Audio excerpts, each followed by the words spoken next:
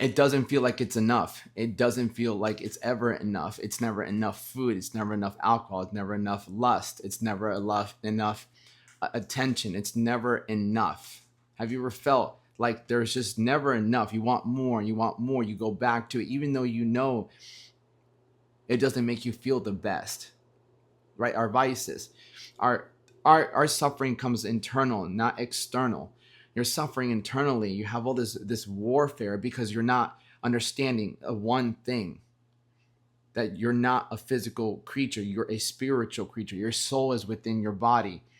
And because your soul is constantly craving to be fed, but you're feeding the flesh over your soul, is why you have so much despair, the depression, the anxiety. We were never taught this. You were never taught that the thing that will give you the most fulfillment in life is serving other people. When you constantly sit here and think about what your desires are, what you need, what you want, what you don't have, you are in despair. You're always telling your soul there's never enough. You don't have enough. You don't have enough. And by telling yourself you don't have enough, you will never be content. You've been lied to your whole life that you're supposed to achieve these great materialistic things. You're supposed to get this great job. You're supposed to have this amount of money. You're supposed to have these things in this world. Even Jesus Christ said, "Take heart, because I've overcome the world." When he came here, what did he come here to do? He came here to serve. He came here to help others, to spread the wisdom that he's gained. When I have just chased earthly desires, I've never felt fulfilled. How many times have you woken up and thought, I need this, I don't have this? Those two statements, or I'm not happy with where I'm at. These things that on a daily basis you think to yourself, these terrible things that are, the truth of the matter is this: it's not until you learn that you have to suffer and sacrifice to bring this world to leave this world a better place. What I mean by that is, Jesus Christ came here and he suffered and he sacrificed and he served. That's why he lived such a fulfilled life. If you want to have a great life, you must learn to accept the fact that the pleasure that you chase is what's ultimately creating this turmoil and this chaos within yourself. You don't have external problems, you have an internal problem. You have an internal issue with not being fulfilled. True contentment, true peace, and true happiness comes from you increasing the quality of other people's life. But if you aren't someone who has spent time and effort into creating a better version of you, then how could you ever bring a better quality of life to those around you? One of the best gifts you can ever give somebody is a level of inspiration, a level of hope, a level of motivation, to give someone hope in their soul that there is a chance for them to still continue in life. There is a chance for them to not give up. There's a chance for them to actually make something of themselves. It's the greatest gift you can give somebody, because you're saving their life. You're saving them from potentially harming themselves or harming other people. You're taking someone who's came into this world who didn't maybe have the best upbringing. Maybe you didn't have the best upbringing, but I'm here to tell you, if you want to end the internal suffering, then you must learn to suffer externally to fulfill your internal. We'll just take everything into reality. Your body, your soul lives in your body. How can you expect your soul to have a peace and positivity when you're trashing the one thing it lives in? If you lived in a house and it was just clutter, it was a mess, it was broken, windows were broken, you have no, even if you have no AC, I've lived in places in Colombia where there is no AC, but we still were able to find contentment in that because there was family, there was still love in the house. Your temple is the house of your soul. If you want your soul to thrive, of course you're going to have to take care of your temple. You're going to have to feed it a certain way. You're going to have to exercise it. You're going to have to give it strength. And the strength you give your body is the strength you give your soul. You want to give strength to your mind, you must feed the mind wisdom, knowledge. You must educate your mind. You must not put negativity in your mind. It's so easy to put TV, even social media in your mind. You can put negative people around you. You can believe certain things they say that will ultimately not fulfill you, but ultimately distract you from your biggest purpose in life. Your biggest purpose in life is to understand that suffering is going to happen no matter what. You will suffer. You will suffer because you have too much pleasure. You will suffer because you put yourself through a lot of extreme disciplines. You'll suffer because you sacrifice, but not all suffering is the same. There is a level of suffering that brings fulfillment into your soul. The quality of life is always going to depend on the quality you leave other people when they meet you.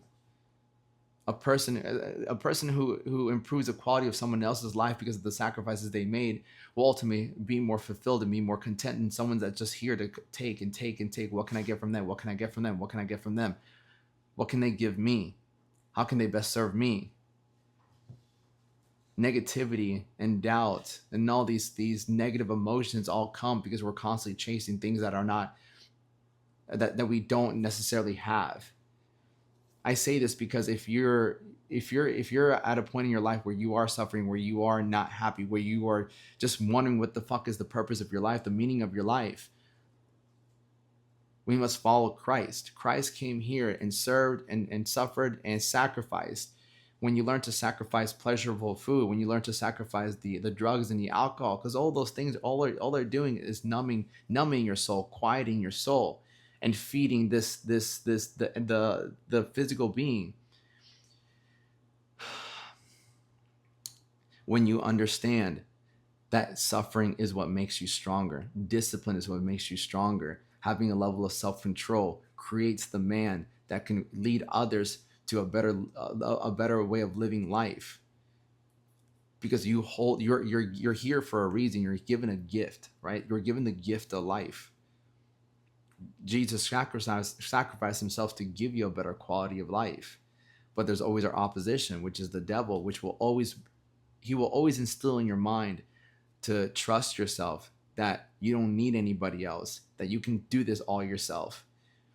And when you think you can do this all yourself and it's just for you, for your gain only, your gain only, your gain only, you will suffer because you're not making this place the world a better place. You're only out for your own good.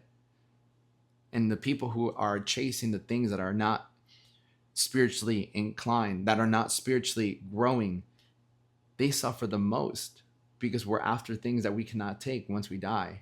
I'm not saying money's important, not important. I'm not saying having a great body is not important. I'm not saying relationships are important. Everything's important, but you can't make those things more important than the fact of fulfilling your soul so you can fulfill other people. If you want to pour into people, the best thing you can do is pour into people's cups. But if you're not pouring back into yourself, then you can never give those what they ultimately need in life, which is a sense of direction, a sense of hope, a sense of motivation, a sense of inspiration.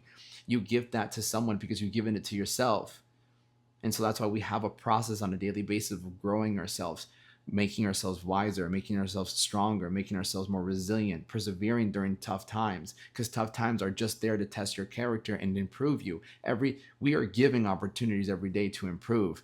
We're given opportunities every single day to become wiser. And when you take that wisdom and that strength that you've gained and you pass it on and you lift others up, when you pick people up because you picked yourself up from the floor so many times because you've relied on Christ, because you relied on the understanding that your mind is what will ultimately cultivate your life, and you feed your mind the right nutrients just like you feed your body, and so your mind becomes stronger, your body becomes stronger. You sacrifice sleep, you sacrifice food, you sacrifice pleasures for purpose.